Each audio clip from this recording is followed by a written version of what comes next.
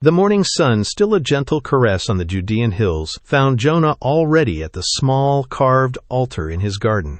The scent of crushed thyme mingled with the faint, sweet smoke of a single cedar chip, an offering he made each dawn. His rough hands, accustomed to the plow and the chisel, were clasped in earnest prayer, his head bowed, thick dark hair falling over his weathered brow. Jonah loved the Lord with a fierce, uncompromising devotion, a love that expressed itself in meticulous adherence to the law, in heartfelt psalms whispered to the rising sun, and in a deeply ingrained sense of justice. He believed in a God of order, of right and wrong, and he strived daily to mirror that divine perfection in his own life. He had just begun the morning's reading from the ancient scrolls, his finger tracing the familiar Hebrew script, when a peculiar stillness descended. The chirping sparrows quieted, the breeze rustling the olive leaves stilled, and the very air seemed to thicken, heavy with an unseen presence. Jonah's heart, usually so steady, gave a sudden lurch. He knew this feeling. It was not a whisper on the wind, nor a vision in the clouds, but a deep, resonant knowing that settled in his soul, clear and unmistakable. The voice of God. Jonah. The presence boomed, though no sound was truly heard. Arise, go to Nineveh, that great city, and cry out against it, for their wickedness has come up before me. The scroll slipped from Jonah's grasp, landing with a soft thud on the dust. Nineveh. The word was a bitter taste on his tongue, a name synonymous with all he detested. He squeezed his eyes shut, as if hoping to banish the command, to rewind the moments until the divine request had been unspoken. Nineveh. The capital of Assyria. The very thought of those arrogant, brutal people, with their cruel gods and their insatiable lust for power, made his stomach churn. They were the scourge of the earth, a blight upon humanity, notorious for their casual savagery and their unwavering disdain for the God of Israel. Their expansionist ambitions were a constant threat, a dark cloud forever looming on the horizon. Nineveh?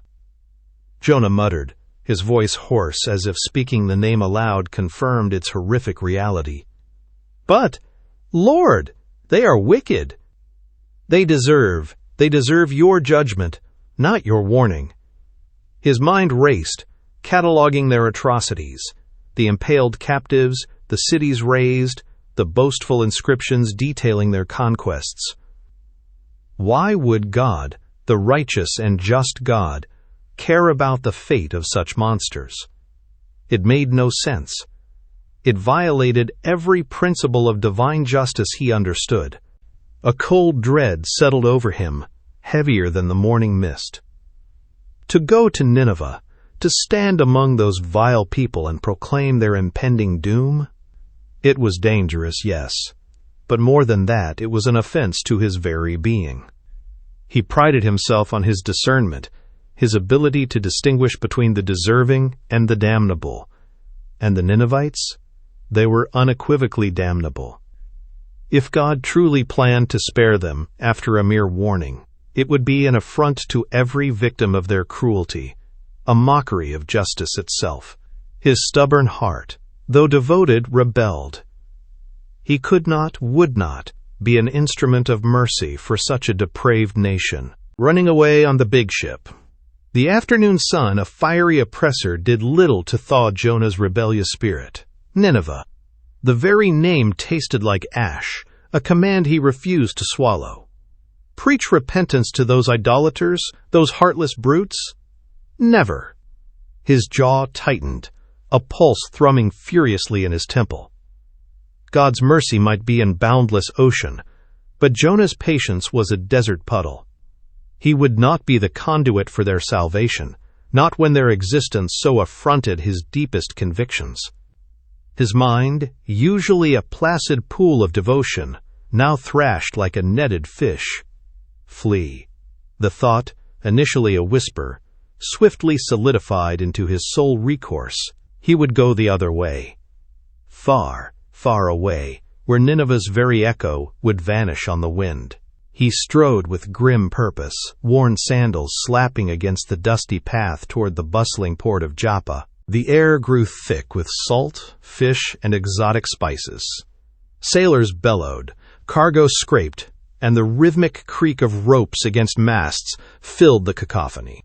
His gaze swept the crowded docks, searching for liberation. A colossal merchant vessel, its single mast a towering monument, captured his attention. Its hull, dark with brine and countless voyages, promised distant shores.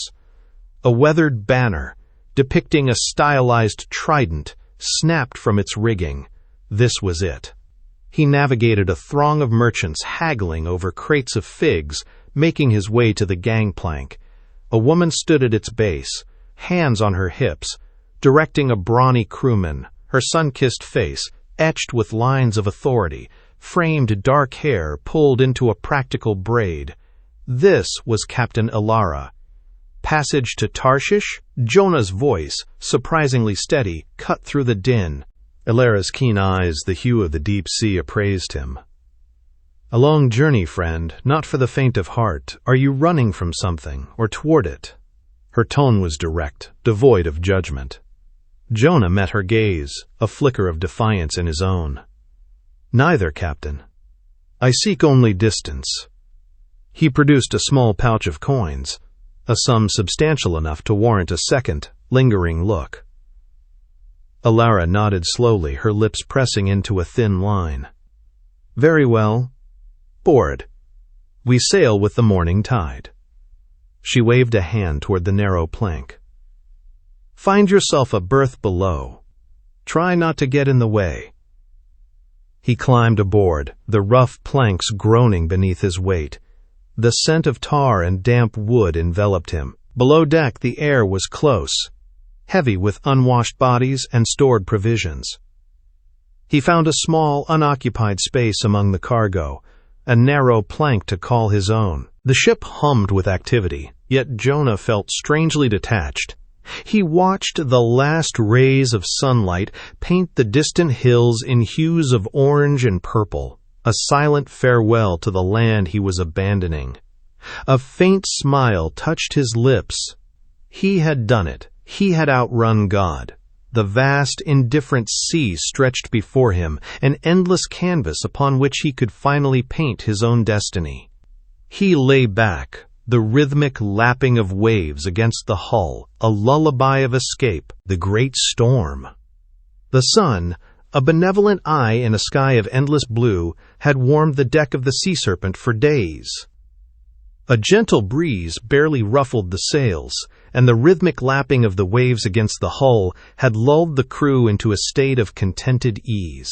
Jonah, leaning against the mast, had been lost in thought, his gaze fixed on the shimmering horizon. He found a strange solace in the vast emptiness, a mirror to the turmoil within his own soul.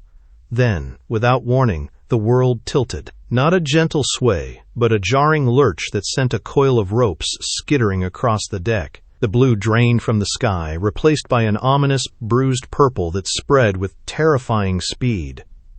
A low, guttural growl rumbled from the depths, a sound that vibrated through the timbers of the ship and into the very bones of the crew. All hands on deck! Brace for impact! Captain Ilara's voice, usually a calm and steady presence, was sharp with an urgency that pierced the sudden silence.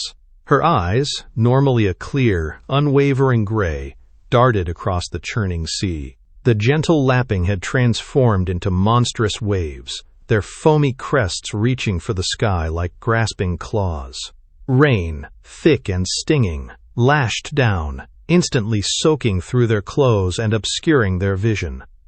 The sea serpent became a toy in the grip of a furious giant. The mast groaned under the strain, and the sails, once proud and full, flapped violently, threatening to tear free. Captain Ilara barked orders, her hands gripping the helm with white-knuckled intensity. Jonah, secure the main boom. Elias, help with the foremast. Move, lads, move! Jonah, despite his internal struggle, moved with practiced efficiency. battling the wind that ripped at his clothes and the slippery deck that tried to throw him overboard. He could feel the sheer force of the ocean, a raw, untamed power that dwarfed human efforts.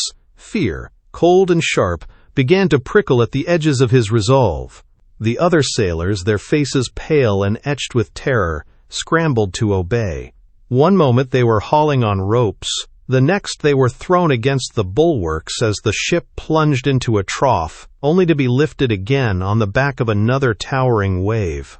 The cries of the wind mingled with the shouts of the men, a desperate symphony of survival. "This is no ordinary storm," yelled a grizzled sailor named Silas, his voice barely audible above the tempest. "The gods are angry! Someone among us has offended them." A ripple of agreement spread through the terrified crew. Superstition, a primal fear, began to take root. They had faced squalls before, but this felt different. This felt personal. Ilara, though she prided herself on her practical nature, couldn't deny the unsettling truth of Silas's words. The sheer ferocity of the gale, its sudden onset, hinted at something far beyond natural phenomena.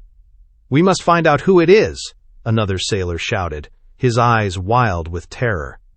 "Before we all drown!" The desperate glares of the crew began to turn inward, searching for the face that had brought down God's wrath upon them. Thrown to the waves. The ship bucked and groaned, each wave a fist against its wooden ribs. Rain lashed horizontally, stinging eyes and blurring the line between sea and sky. Captain Ilara, soaked to the bone but unyielding, gripped the helm, her face a mask of grim determination. Below deck the crew huddled, fear etched into every line of their faces. All eyes turned to Jonah, who sat apart, a strange calm about him amidst the chaos.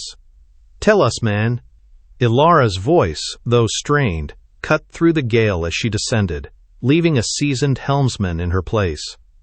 "What god have you offended to bring such a fury upon us?" Her eyes, usually keen and discerning, were wide with a primal fear she rarely showed. "The lots fell to you. Confess, so we may appease this wrath."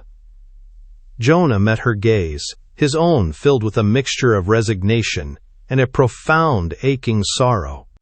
"I am a Hebrew," he began, his voice surprisingly steady, "and I worship the Lord, the God of heaven, who made the sea and the dry land." A collective gasp went through the crew.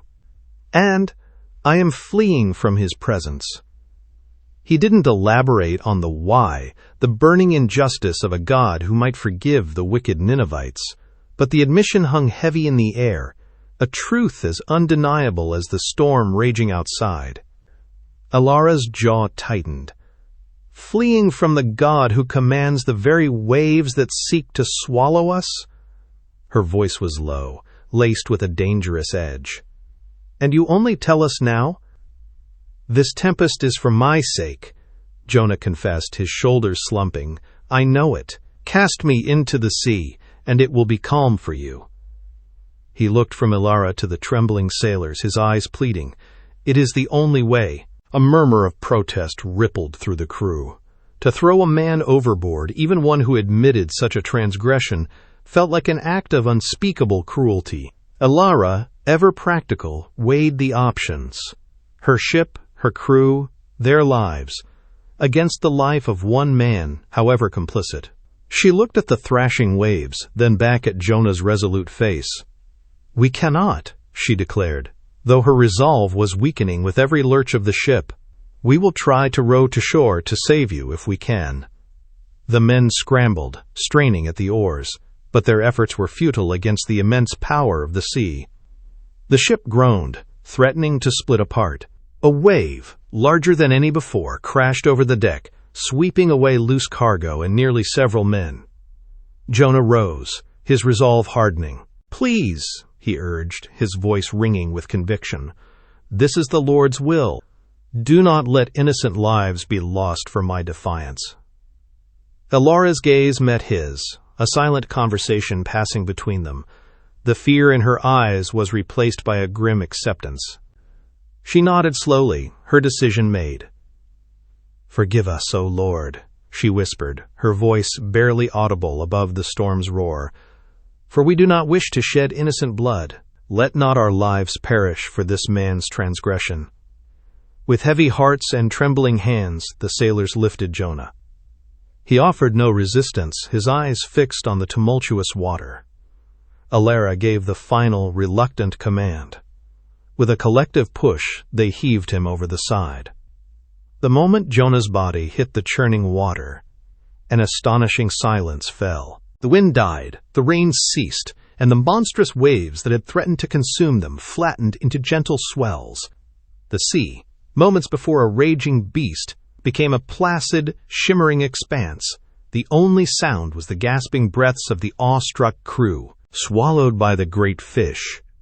The cool, salty spray of the sea was the last sensation Jonah registered before the descent. It wasn't a violent, thrashing plunge, but a strangely gentle submersion, almost as if the very waters had decided to cradle him. The storm, which had raged with such ferocity only moments before, now lay placid, its fury spent on the vessel he'd abandoned. He broke the surface, gasping, the taste of brine sharp on his tongue. The ship, a dark silhouette against the bruised sky, was already retreating, a silent testament to the crew's desperate act of faith. A vast, dark shadow rippled beneath him, a disturbance in the otherwise serene surface that was far too large to be a mere swell. The water around him began to churn, not with the chaotic energy of a storm, but with a powerful, purposeful current. A massive form, a living mountain of scales and sinew, rose from the depths. It was enormous, its skin a mottled gray, its eyes like ancient, unblinking orbs. A cavernous maw, lined with rows of dull, formidable teeth, opened directly beneath him, a dark chasm waiting to consume. There was no time to scream, no time to even register fear, only a powerful suction that pulled him forward. Then, darkness. Not the fleeting darkness of a closing eyelid, but an absolute, suffocating void. The air, warm and thick, pressed in on him, carrying the faint metallic scent of the ocean's depths. He was still whole, surprisingly, not crushed or torn. The initial shock gave way to a wave of revulsion as he realized his predicament. He was inside the creature.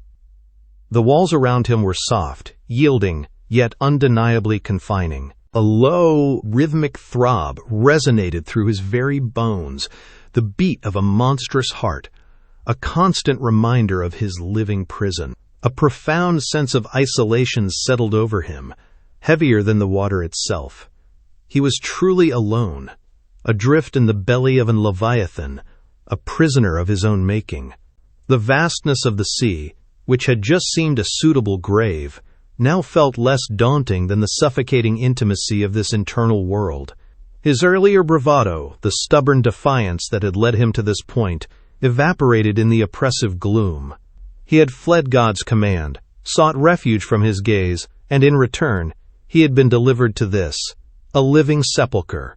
The weight of his disobedience pressed down on him, heavier than the creature's immense bulk, a cold dread that pierced through the initial relief of being unharmed. He was safe, yes, but in a way that offered no comfort, only the stark, undeniable truth of his rebellion. He closed his eyes, though it made no difference in the absolute darkness, and for the first time, a genuine prayer, born of desperation and regret, began to form on his lips. A prayer from the deep.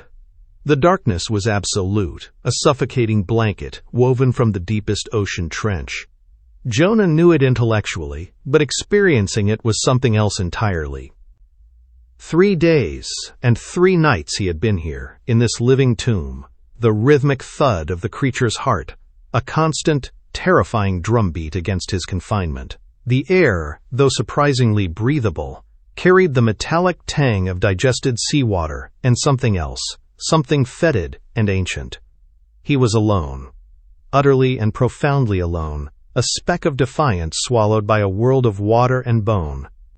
Panic, A cold serpent would occasionally coil in his gut, whispering temptations of despair. He'd push it back, clenching his fists, the rough, slick walls of his prison offering no solace. His clothes were long dissolved or absorbed, leaving his skin tingling with an unidentifiable residue. He was hungry, yes, but the gnawing ache in his soul eclipsed any physical discomfort. He had fled, a fool running from the very hand that shaped the mountains and carved the seas. The irony was a bitter taste in his mouth, worse than the bile that occasionally rose. "God!"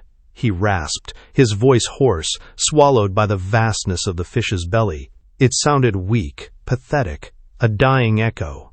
He tried again, louder, drawing on a wellspring of desperate hope. "God, from the depths of this abyss, I cry out to you." He imagined the great chasm of the sea above him, the unseeing waves, the indifferent currents. He had been so proud, so certain of his own righteousness, that those Ninevites deserved nothing but divine wrath. He had been so wrong.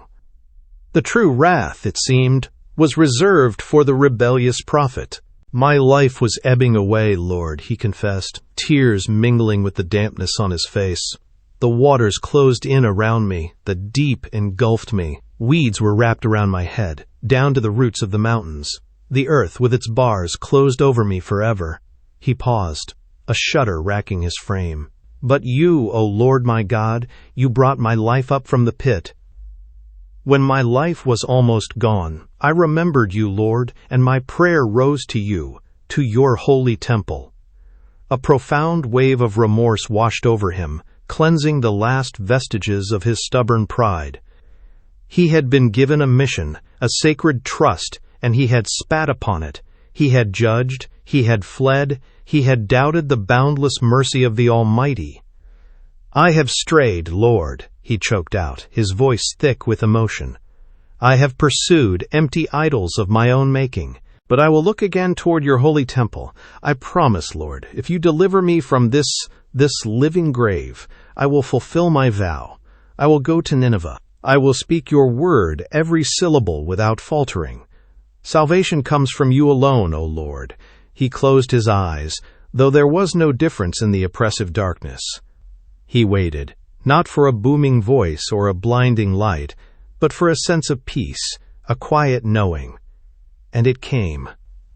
A subtle shift in the creature's internal rhythm, a faint vibration that resonated not just through the fish, but through Jonah himself.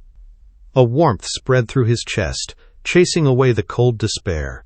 He knew with a certainty that transcended logic that his prayer had been heard. The great fish, as if commanded by an unseen hand, began to stir, spit onto the sand. The Leviathan, a living mountain of muscle and scale, shifted its immense bulk. A tremor ran through its cavernous belly, a sensation Jonah recognized as the distant, rhythmic crash of waves. The salt-laced darkness that had been his world for 3 days began to lighten, not with the abrupt shock of a lamp, but with a gradual, almost imperceptible softening. It was a change in the quality of the black, a subtle hint of the world beyond. The pressure around him, the constant, gentle squeeze of the fish's internal organs, also seemed to lessen. A low, guttural rumble vibrated through his bones, followed by a sudden lurch. He was being propelled forward, not gently, but with a growing force that pressed him against the slick, yielding wall of the gullet. The air, or what passed for it in this antechamber to the outside, grew cooler, tinged with a sharp, briny tang that made his eyes water. He could hear it now, distinctly. The rhythmic rush and roar of the ocean, the unmistakable sound of breaking surf. Then, with an expulsion that felt like the world turning inside out, Jonah was catapulted from the cavernous maw. The transition was violent, a shock to every nerve ending. He shot through the air, a projectile of raw fish guts and desperation, before slamming onto something hard and granular. Sand. Glorious, gritty, unyielding sand. He lay there gasping, the residual momentum rolling him a few feet up the incline. The massive shadow of the fish's head loomed over him for a moment, an impossibly vast, dark presence against the brightening sky, before it turned with a slow, deliberate movement and disappeared beneath the waves. Jonah pushed himself up, his limbs stiff and protesting. He was drenched, not with seawater, but with the thick, pungent slime of the fish's digestive tract. The smell was horrendous, a cloying mix of decay and brine that clung to his skin and hair. He gagged, spitting out a mouthful of the foul-tasting residue, the bitter taste a stark contrast to the fresh, clean air that filled his lungs. He coughed, a deep, racking sound, and slowly, painstakingly got to his feet. The beach stretched out before him, an endless expanse of golden sand meeting the gentle lapping of the turquoise sea. The sun, a nascent orange glow on the horizon, promised a new day.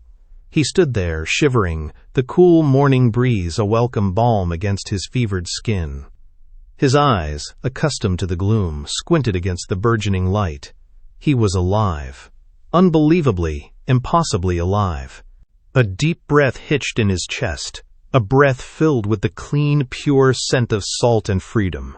He looked back at the vast, indifferent ocean, then at his own slimy, disheveled form.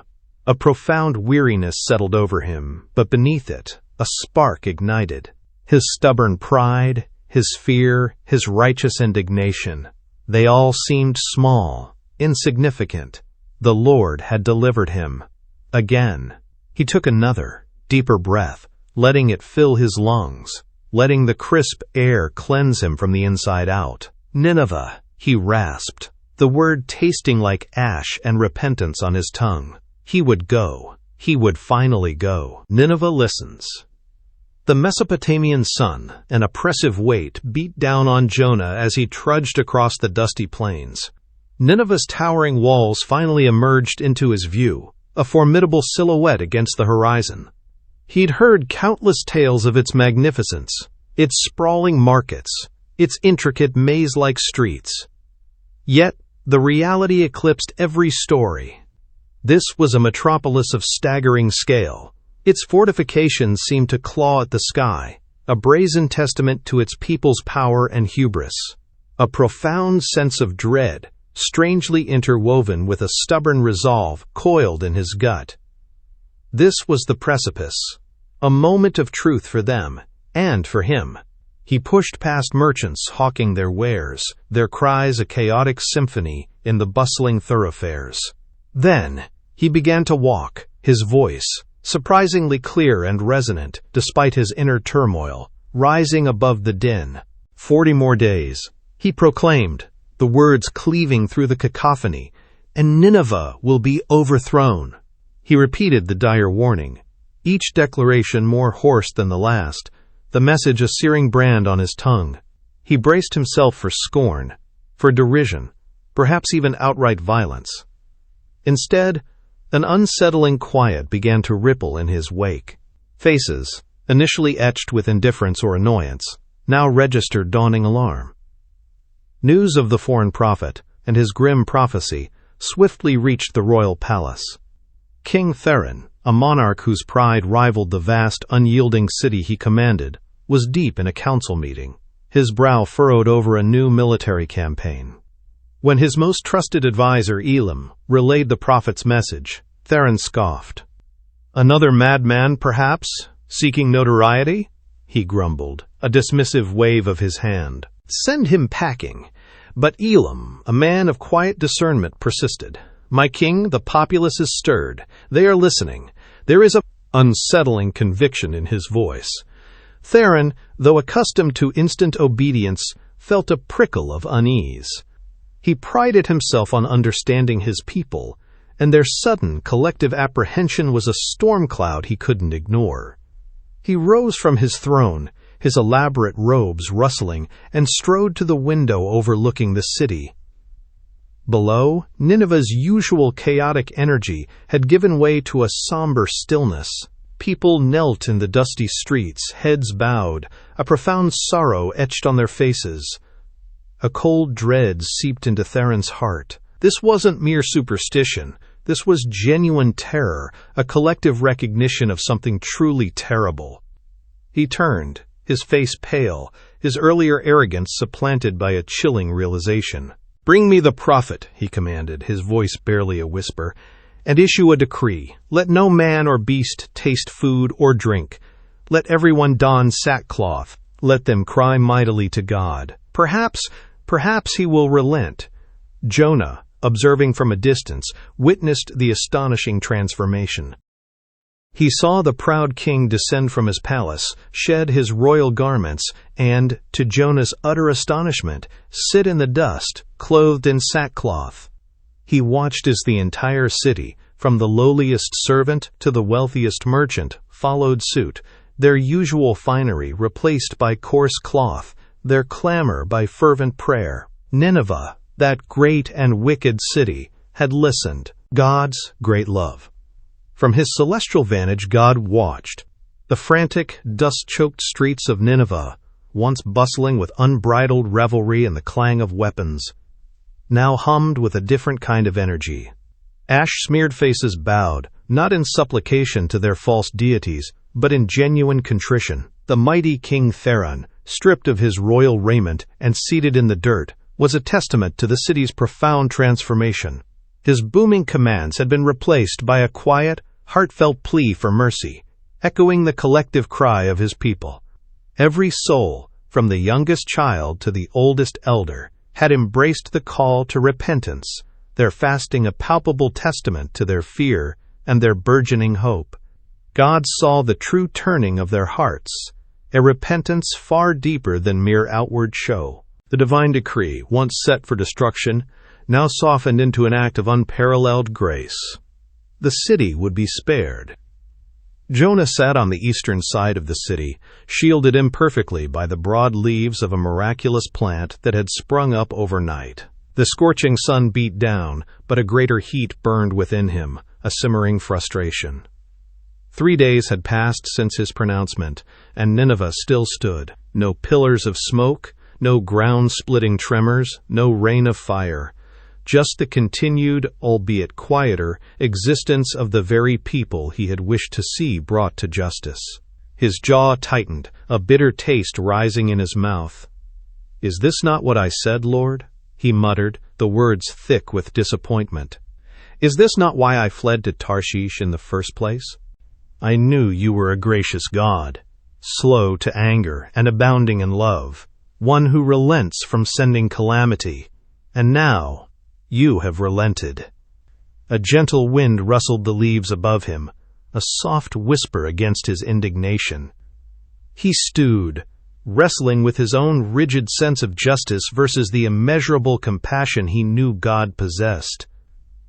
Then the realization dawned, not with a sudden flash, but a slow, dawning warmth that spread through his chest. He looked out at the city, at the faint glow of household lamps beginning to flicker on, at the distant sound of a child's laughter carried on the breeze. These were not the monsters he had envisioned, but people, lost and now found. His heart, once a stone of judgment, began to soften. He remembered his time in the belly of the great fish, the suffocating darkness, the desperate cries for deliverance. God had shown him mercy then, plucked him from the brink of death. Could he, Jonah, deny that same boundless love to others, even those he had once despised? The plant above him began to wither slightly, its temporary comfort fading, a subtle reminder that earthly comforts are fleeting, but God's love endures. Jonah closed his eyes, a profound understanding washing over him. God's love wasn't confined to Israel, nor was his mercy limited by Jonah's personal prejudices. It stretched to Nineveh, to every lost soul. His mission had not been about their destruction, but their redemption, and in that redemption, Jonah found his own. The journey, the storm, the fish, the message, the waiting, it had all been a testament to God's relentless pursuit of hearts, including his own. He was a prophet of a God whose love knew no bounds, a truth far grander than any immediate satisfaction of vengeance. Obedience, he now understood, was not just about delivering a message, but about embodying the very heart of the one who sent it. With a deep breath, Jonah rose, his heart irrevocably changed.